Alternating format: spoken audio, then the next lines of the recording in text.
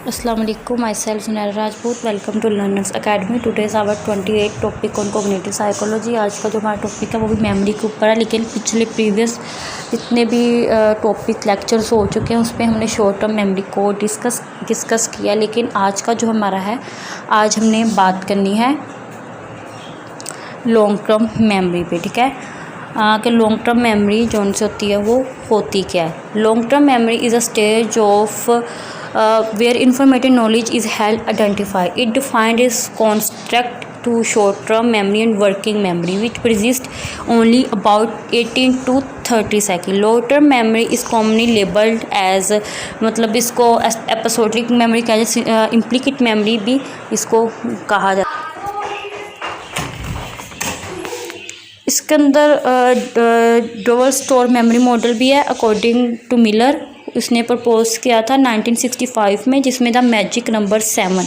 The short term memory is limited certain number of chunks of information, while long term memory has a limitless store. के हमने बात करते हैं पीछे भी कि जो सी शॉर्ट टर्म मेमोरी है ये के ये इसकी जो लिमिट होती है वो बहुत कम है, लेकिन जो लॉन्ग टर्म मेमोरी होती है इसकी जो लिमिट होती है वो काफ़ी ज़्यादा होती है। ऐसी चीज़ें जिनको हम मतलब जो हमारे लिए सडन हो या जिनसे हमारी फीलिंग्स जो उनसे होती हैं वो पॉजिटिव या नेगेटिव फीलिंग्स हमारी उसके साथ लिंक आउट करें, तो वो क्या आती है कि वो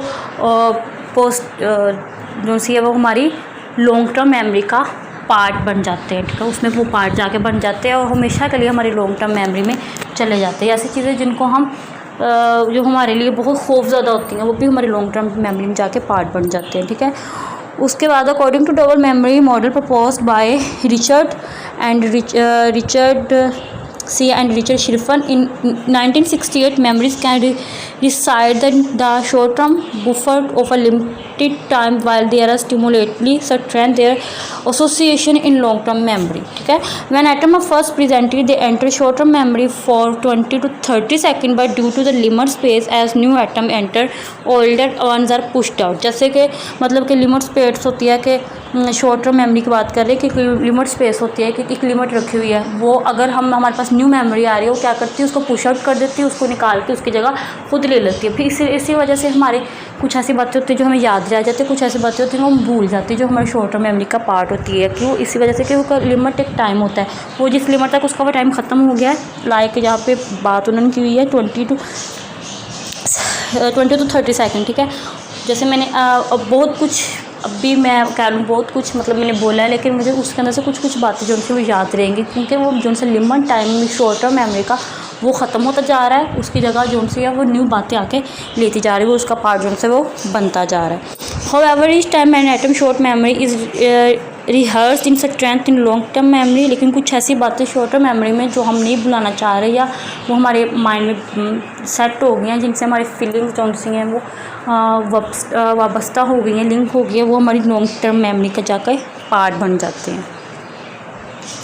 ठीक है, उसके बाद इनकोडिंग इन्फॉर्मेशन है। लॉन्ग टर्म मेमोरी इनकोड्स और स्टोरेज ये इनकोडिंग का मतलब किसी चीज़ को कोड दे देना, फिर जैसे वो हमारी जो से लॉन्ग टर्म मेमोरी में जाकर उसका वो पार्ट बन जाती है। ठीक है, इनकोडिंग सिस्टम जो होता है कि हमने कोई पार्ट याद करनी हो हम उसको एक कोड दे देते हैं कि ये कोड है। लाइक जैसे जितनी भी हमारे आसपास चीज़ें ये जो से इनके नाम है ये कोड है, जैसे नाम या वो चीज़ हमारे माइंड में आती है, कोई चीज़ हमारे माइंड में आ जाती है, लाइक हमारे माइंड में एक ट्रेन का स्केच बन रहा है, ऑटोमेटिकली उसका जो नाम होगा वो हमें याद हो जाएगा। ये हमने देख लिया, या फिर हम रेलवे स्टेशन की बात करें तो ऑटोमेटिकली हमारे माइंड में ट्रेन आना शुरू हो जाएगी, वहाँ पे ट्रेन होती है, तो क्या होता है कि ये हमारे लॉन्ग टर्म मेमोरी का पार्ट बन चुके हैं।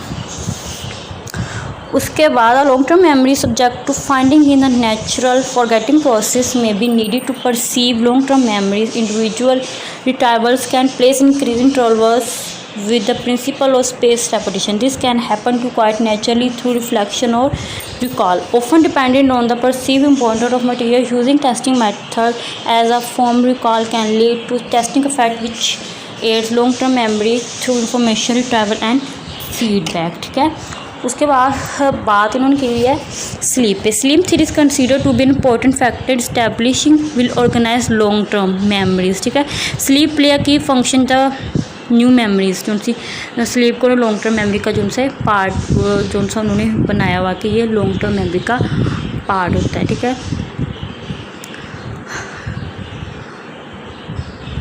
जो हमारा आज का जो टॉपिक था जिसमें हमने लॉन्ग टर्म मेमोरी के बारे में बात की है, वो हमारा जो सा होता है वो यहीं पे वाइंड अप होता है, किसमें हमने सिर्फ लॉन्ग टर्म और शॉर्ट टर्म मेमोरी को आपस में करना था कि लॉन्ग टर्म मेमोरी क्या होती है और शॉर्ट टर्म मेमोरी क्या होती है।